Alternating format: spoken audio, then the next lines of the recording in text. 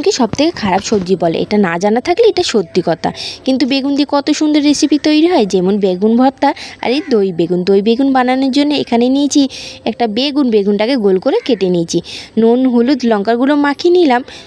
বসিয়ে দেবো একটা প্যানের মধ্যে দিয়ে দেবো তেলটা গরম হয়ে গেলে দিয়ে দেবো বেগুনটাকে একটু নাড়ি চাড়িয়ে ভেজে নিতে হবে। এদিকে আমার বেগুনটা ভাজা হয়ে গেছে, তুলে নেবো। সবগুলো আমার বেগুন ভাজা হয়ে গেছে। একটা বাটির মধ্যে নিয়ে নেবো টক দইটা চামচের সাহায্যে ফাটিয়ে দিয়ে দেবো বেগুনটার ওপরে। এবার ওই প্যানটার মধ্যে তেল রয়ে গেছিলো, দিয়ে দিলাম সর্ষের দানাটা টক টক করে ফেটে গেলে দিয়ে দেবো রসুন কুচিটা একটু ভালো করে ভেজে নিতে হবে। দিয়ে দিলাম 3টে শুকনো লঙ্কা, একটা গোটা পেঁয়াজ কুচি করা।